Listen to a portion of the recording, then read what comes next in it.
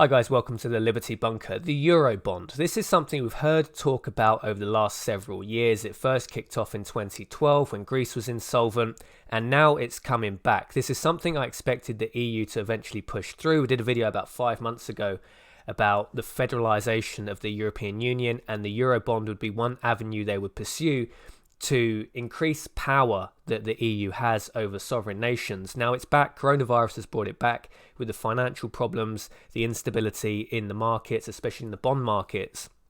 Talk of Eurobonds is back, and it's bigger than ever. I don't think it's going to work, but let's take a read of what they're saying. This is from Euronews. What are Corona bonds and how they can help revive the EU's economy? Could the coronavirus pandemic force the European Union to break one of its biggest taboo and create a new form of Euro-wide mutualised debt called the Corona bonds?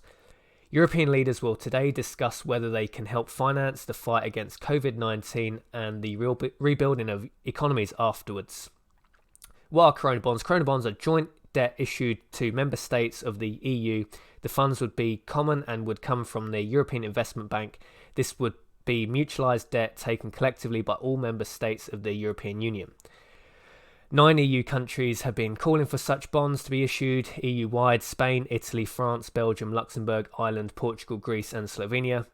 We need to work on a common debt instrument issued by a European institution to raise funds on the market, the 9 countries wrote in a letter to European Council President Charles Michel ahead of Thursday's video call summit to EU leaders. Now, this isn't the first time it's happened. This started happening back in 2020. We expected it to happen as the EU wants to federalize. It wants to basically carbon copy, something like the American system where you have state level power, but then you have this overriding, kind of overbearing federalized government above it. And doing Eurobonds is a good way of doing that because you essentially give a lot more power to the centralized institutions. Now, if it was to go ahead and it was to work, the idea they're kind of going for is the more heavily indebted nations would be able to borrow at a cheaper cost, because when a bond purchaser looks at the risk of a country not paying back, so if you want to buy Greek bonds, you think, well, there's a significant chance of a country like Greece defaulting.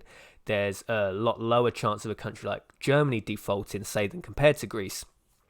If you're buying Greek debt, you think, well, I don't just have to take on the risk of the Greek government, because the Germans potentially are going to have to bail out Greece if these Euro bonds go bad. So in theory, the more indebted nations could borrow at a lower cost. Some people have used the argument that Germany could borrow at a lower cost because it's increasing the liquidity in the market. I think that's just madness. People know Germany is a very safe country. It pays good on its debts. Countries like Italy, like Greece, like Portugal, Spain, like Ireland probably aren't going to pay good on their debts. It's quite possible Germany just gets wiped out in this tsunami anyway. They either got the EU and the Eurozone, ECB, ESM, whatever you want to call them, they're going to have to do something, because as this recession gets deeper, we're going to go back to the problems of 2012 just on a larger scale. So they either need to issue something like Eurobonds, which obviously isn't popular with the more frugal countries. So the frugal 4 are Germany, Holland, Austria and Finland. These countries are really opposed to it. Finland, Austria, Netherlands don't really have any power. They're insignificant essentially in the decision-making part of the EU, but Germany is very powerful, and Germany doesn't want to go down this road. Other options they got besides doing a Eurobond, you've got things like increasing the power of the European Stability Mechanism, which is essentially a bailout fund. The ECB can go in and just buy bonds from indebted nations that are struggling to sell them on the market. So the ECB can buy Greek and Italian debt if it's not really selling on the markets and push the interest rates lower. The thing is, essentially, none of this long-term is going to work because it just increases moral hazard. If you say to a country like Greece tomorrow, we're not going to do anything to help you, they're either going to choose to leave the EU, which is difficult. Brexit proves it's difficult to do that, or they're just going to have to suck it up and maybe have a sovereign default. A sovereign default is not going to be easy. This whole thing's a mess, right? Because if Greece defaults, it's probably going to be dominoes, and it's probably going to take all the poorer countries, if not the whole Eurozone, with it. So I'm not saying this is an easy thing. What I'm saying is there's no logical solution to this that works for everybody, and whatever happened, look, the EU is just the Eurozone especially is a failed project. And I think the wider EU at this point is a failed project. It's just moral hazard. If you say to Italy, if you say to Greece, okay, we're going to create this Eurobond borrowing now isn't a problem for you. They're just going to borrow as much as they can, and this problem will just reoccur a few months down the road. Instead, this time it won't be just with Greek issued debt, it will just be with the Eurobond itself, and then you risk drowning everybody. What I'm saying is there's no easy way out of this. I mean, this is really exposing the ideological split that the Eurozone has, because you have the more reckless southern European countries, fiscally reckless, nice people. I like all Europeans, but let's just be honest and say the governments of these countries are fiscally reckless, versus the northern European countries that are a bit more sensible. So that's your Germanys, your Hollands, your Austrias, your Finlands. This is ideological split, and monetary unions don't really work if the different players have different objectives, because the Greeks and the Italians and the Irish, they want to play fast and loose and reckless. Germany wants to play very sound. It's just a different one. Like the ideology of Germans is so different. You meet millennials from the UK or Greece or Italy, no one's really that worried about inflation, but you will meet millennials from Germany. I mean, they're probably still a minority. They're probably less than 50% of millennials in Germany worry about inflation, but they are there. I've definitely met several Germans, and I'm like shocked, being a millennial in the UK, most people don't even really know what inflation is, but Germans do, because obviously they have the history of hyperinflation from their grandparents, from their great-grandparents. It's something that Germans still worry about. I think the average German worries something more about hyperinflation than they do about getting cancer. They are very sound when it comes to monetary policy. All in all, though, I don't see a way out of this for the EU.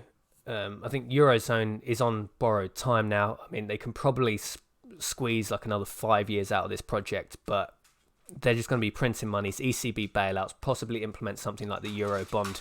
I mean, there's a lot of positives from the EU side of the Eurobond. It's going to give a lot more centralized power to the EU, and maybe that will calm markets for some period of time.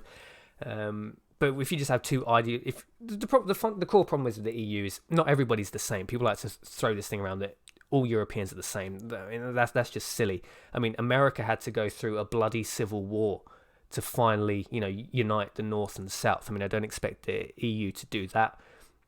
But when you have ideological differences, then you can't just push them together and hope for the best. America went through a civil war. America had, the continental dollar. They didn't just create the dollar and then it was just this panacea like the Eurozone one with the euro. Continental dollar failed. It's not just smooth sailing. It's easy. Monetary unions are very, very hard to make work. I don't see this working. How long this works for now, I don't know. Probably not much more than 5 years. It could collapse much sooner than that. They might be able to string a bit of confidence out in the markets and make it work a bit longer. But let me know your thoughts and opinions on this. The Eurobond, is this something that's going to come to fruition? It's been about 8 years they've been talking about it now. And I think they're going to take some pretty radical steps to try and make this project work. We know the EU and ECB do not want these projects to fail at any cost. However, if you have a project you won't let fail at any cost, when it does finally crumble, it's going to be a lot more painful for everybody involved. Thank God the UK is leaving the European Union, because it's going to get messy. It's going to get a lot more messy before it gets better anytime soon. Those are my thoughts and opinions on this one. Let me know how you stand on the Eurobonds. Would you be buying a Eurobond with your own money, or would you be staying well clear? Jason from Liberty Bunkers signing off, and I'll see you in the next video.